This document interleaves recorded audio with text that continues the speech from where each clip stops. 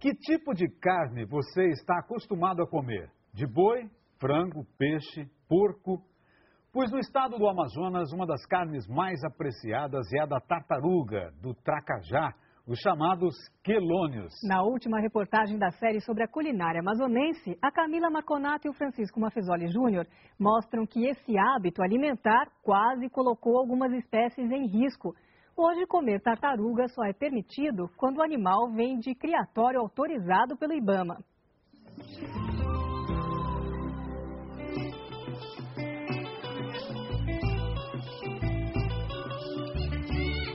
Difícil encontrar na Amazônia quem não goste da iguaria. Ela é o prato principal da culinária da região norte. Tartaruga é o melhor prato do mundo. É saborosa, é gostosa. Maravilhoso, só em falar dá água na boca. Comer quelônio sempre fez parte do cotidiano do amazonense. Os animais eram vendidos em feiras e mercados, como são vendidos os peixes hoje, por exemplo. A demanda era tão forte que em 1967 a comercialização desses animais foi proibida. Apesar da existência de mercados ilegais, a proibição da venda desses animais contribuiu para melhorar os estoques das principais espécies de quelônio consumidas na região. São basicamente 3. Pitiú ou Iaçá é a menor delas, atinge no máximo 32 centímetros de carapaça. Tracajá, tamanho da carapaça, 68 centímetros.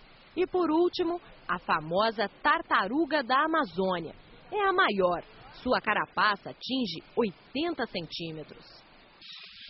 Alguns projetos de preservação também ajudam a sobrevivência dos quelônios na natureza. Um deles nasceu da cabeça e do coração de um homem que viveu em Terra Santa, na divisa do Pará com o Amazonas. O município, que tem cerca de 16 mil habitantes, é cercado por rios e lagos que formam inúmeras praias. A paisagem é belíssima. E era numa delas que morava seu mocinho Lobo, falecido em 2005. Sua fazenda Aliança fica numa das praias do lago do Piraruacá. Com licença.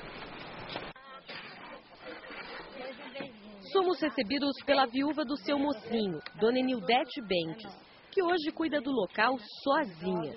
Ela conta que o marido procurou a Universidade Federal do Amazonas, a UFAM, para propor um projeto de preservação.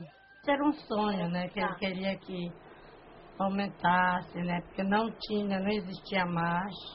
Então ele pensou isso. Pensou na preservação, né? E falou aqui com o doutor Paulo. Você já conhecia o Paulo? Paulo faz parte da nossa família. O agrônomo Paulo Andrade, professor da UFAM, comprou logo a ideia. O grande sonho dele é que o lago do Piraruacá voltasse a ser farto, né, de peixes e de quelônios, como na juventude dele. O projeto, que nasceu do encontro do seu mocinho com o Paulo, foi batizado de Pé de Pincha, numa referência às pegadas que tartarugas, tracajás e pitiús deixam na areia quando sobem para desovar. Essa é a patinha dela. Então, por causa desse formato, é como se fosse uma tampinha de refrigerante. Então, aqui tampinha pra gente é pincha, então por causa disso, Pé de Pincha. Desde 1999, o projeto Pé de Pincha forma agentes ambientais para proteger praias e ninhos. Ao todo, 88 comunidades ribeirinhas de 8 municípios participam das atividades. Mais de 900 mil filhotes já foram devolvidos à natureza. O trabalho funciona mais ou menos assim. Quando se inicia o período seco na Amazônia e a água dos rios começa a baixar, o morador da praia se coloca em estado de atenção. Dona Enildete percorre a praia buscando e seguindo as pegadas dos quelônios. Venho com esse galinho aí, ó. Então quer dizer que aí embaixo tem ovinho? Tem ovinho. Dá pra gente ver, Paulo? Dá, Paulo. A gente já consegue ver um Quantos ovinhos são mais ou menos por ninhada?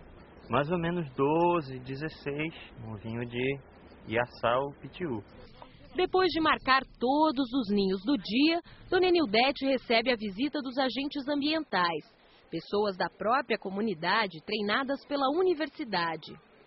Hoje, quem vem para o trabalho é o Rubrelande Picanço e a Ruth Bentes, coordenadora do Pé de Pincha em Terra Santa. Eles cavam os ninhos marcados. Vamos devagar até chegar nos ovos.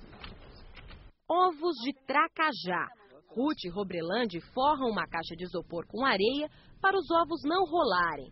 Iniciam a transferência e a contagem. 16, 17, somente 17. Os agentes ambientais medem a cova, largura, comprimento, profundidade e distância da água. 2,5 metros. Isso é importante para a gente ter uma avaliação de como a população naquela região vem se desenvolvendo. Os agentes repetem todo o procedimento com o ninho de pitiu que a gente tinha marcado com a dona Enildete. O ovo é diferente, ele é mais molezinho. Você pegar no ovo de tracajá, ele tem a casca bem grossinha, e o pitiu parece que é só essa membrana aqui. Ele não tem a casquinha, ele é mole. Nesse caso, cuidado com os acidentes. Ele quebrou. Estourou. Mas será que fui eu? Não, pode ter sido eu mesmo.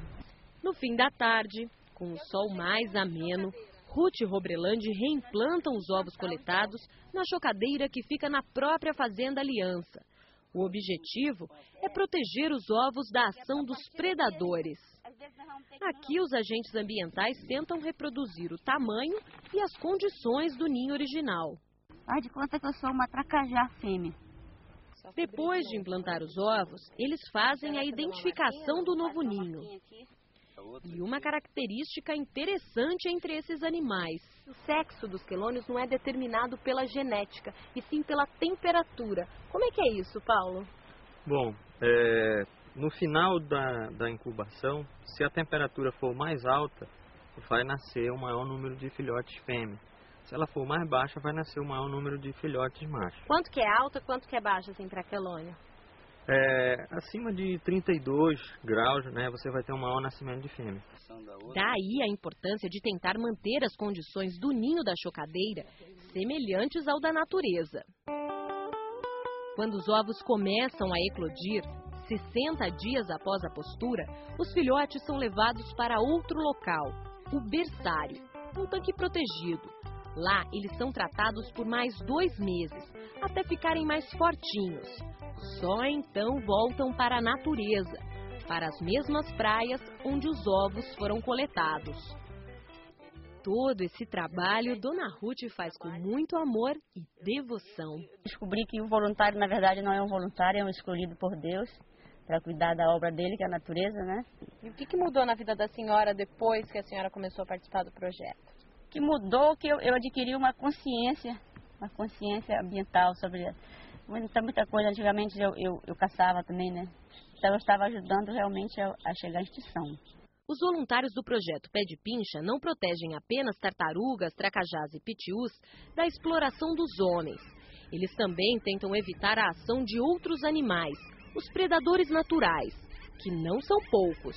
Você tem diversos animais, né, que acham ovo. Tem o teiu, coati, gambá.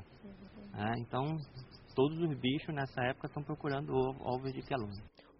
E não só os ovos. Os filhotes que saem do ninho precisam correr para tentar chegar na água. Tarefa que de simples não tem nada. Muitos outros bichos estão esperando por este momento. O urubu fuça os ninhos. Gavião e gaivota também se deliciam. Os mais rápidos conseguem chegar na beira do rio, mas não estão livres. Jacarés adoram carne de quelônio. A taxa de predação é tão alta que aproximadamente 1% dos filhotes apenas consegue sobreviver. Hoje nós sabemos que com o trabalho que é feito pelo Pé de Pincha, 18% dos filhotinhos que a gente devolve à natureza sobrevivem. As comunidades, né, têm observado locais que elas não viam mais filhotes, não viam mais os animais adultos, elas começam a ver. Então isso com certeza é fruto desse trabalho de proteção desenvolvido por elas. Daqui a pouco você vai ver como funciona a criação de quelônia em cativeiro e vai ver como é que se faz um guisado de tartaruga. Até já!